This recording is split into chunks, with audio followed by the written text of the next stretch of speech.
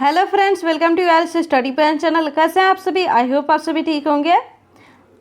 आप सभी को हम बता दें कि हाल ही में मणिपुर राज्य को बंधन योजना के लिए मॉडल राज्य घोषित किया गया है।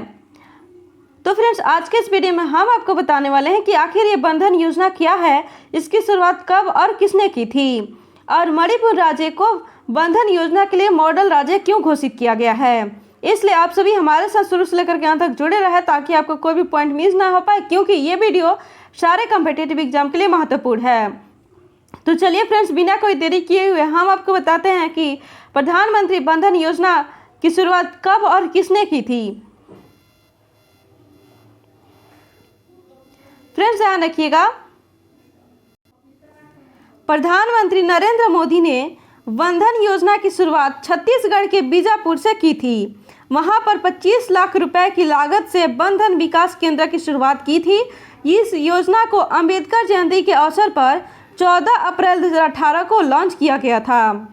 जनजातीय लोगों की आय बढ़ाने के लिए इस स्कीम का ऐलान किया गया था। फ्रेंड्स, ध्यान रखिएगा कि प्रधानमंत्री नरेंद्र मोदी के द्वारा 14 अप्रैल 2018 को बंधन योजना को लॉन्च किया गया था, जनजातीय लोगों की आय बढ़ाने के उद्देश्य से।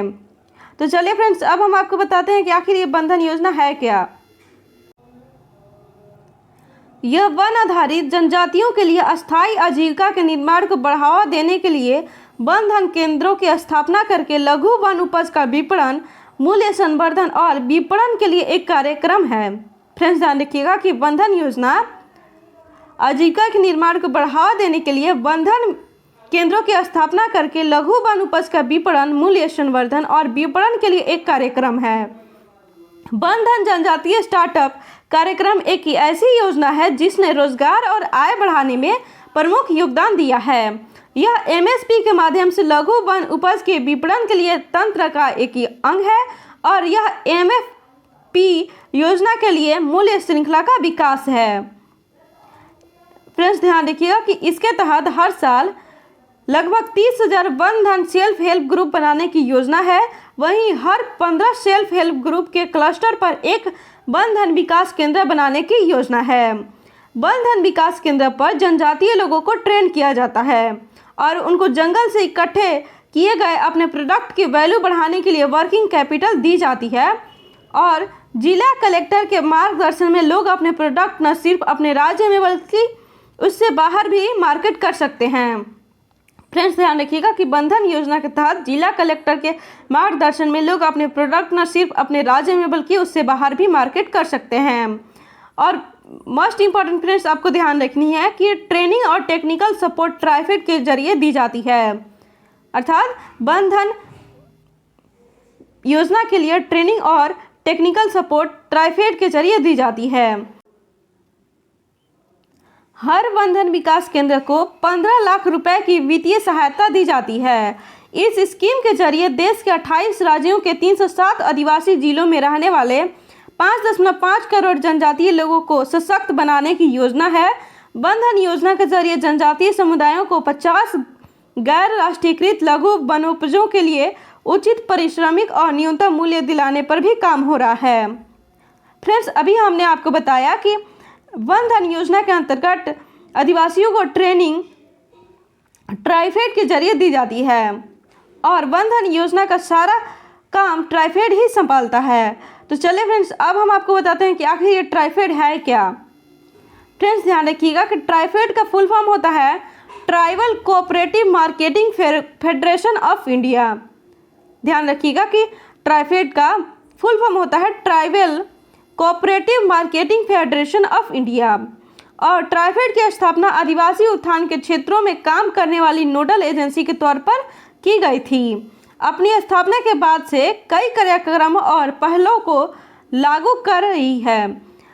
आत्मनिर्भर अभियान के तहत इन पहलों का उद्देश्य भारत को आत्मनिर्भर बनाना है।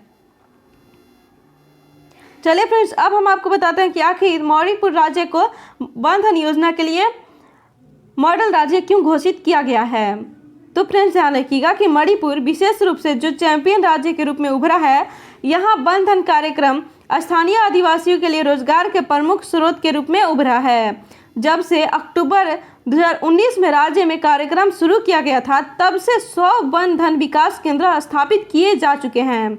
ये 1500 SHG का गठन करते हैं और 30,000 आदिवासी उद्यमियों को लाभान्वित कर रहे हैं, जो माइनर वन उपज से मूल्य वर्धित उत्पादों के संग्रह, प्रसंस्करण, मूल्य संवर्धन, पैकेजिंग और विपणन में शामिल है।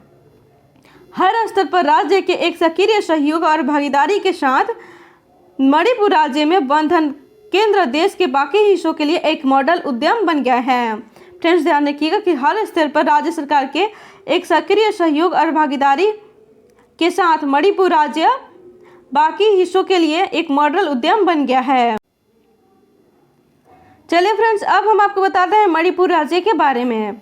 तो फ्रेंड्स, ध्यान रखिएगा कि मणिपुर राज्य की राजधानी है इम्फाल, मुख्यमंत्री है एन बीरेन सिंह। यहाँ पे लोकसभा की सीट 2 है, राज्यसभा की सीट 1 है, विधानसभा की सीट 60 है और यहाँ के राज्यपाल है नजमा हेपतुल्ला। और फ्रेंड्स, ध्यान रखिएगा कि केबुल लमजाओ नामक राष्ट्रीय उद्यान भारत में मणिपुर राज्य के बिष्णुपुर जिले में स्थित एक राष्ट्रीय उद्यान है। यह पूर्वोत्तर भारत में स्थित विश्व में इकलौता तैरता हुआ राष्ट्रीय उद्यान है। फ्रेंड्स, ध्यान रखिएगा कि मणिपुर राज्य में एक केबुल लमजाओ नामक राष्ट्रीय उद्यान स्थित है, जो कि पूर्वोत्तर भारत में स्थित विश्व में इकलौता तैरता हुआ राष्ट्रीय उद्यान है और मणिपुर की विश्व प्रसिद्ध लोकतक झील का एक अभिन्न हिस्सा है। फ्रेंड्स, ध्यान रखिएगा कि जो केबुल लमजाओ राष्ट्रीय उद्यान है, यह मणिपुर के लोकतक झील का एक अभिन्न हिस्सा है। और मोस्ट इम्पॉर्टेंट फ्रेंड्स, ध्यान रखिएगा कि मणिपुर को भारत का ऑर्किड बास्केट कहा जाता है। मणिपुर को भारत का ऑर्किड बास्केट कहा जाता है। थैंक यू दोस्तों। अगर आपको ये वीडियो अच्छी और हेल्पफुल लगी हो तो लाइक कर दीजिए, अपने दोस्तों के साथ शेयर कर दीजिए और अभी तक इस चैनल को सब्सक्राइब नहीं किए हैं तो ऐसे ही हेल्पफुल वीडियो देखते रहने के लिए हमारे चैनल को सब्सक्राइब कर दीजिए और बेल आइकन को प्रेस करना ना भूलें, जिससे आपको लेटेस्ट अपडेट का नोटिफिकेशन मिलती रहेगी। फ्रेंड्स, आज की इस वीडियो में हमने वन धन योजना को पूरी विस्तार से डिस्कस किया है। आई होप आपको ये वीडियो अच्छी लगी हो। अगर आपको ये वीडियो अच्छी लगी हो तो कमेंट सेक्शन में कमेंट करके जरूर बताएं। तो चलिए फ्रेंड्स, अब मिलते हैं नेक्स्ट वीडियो में।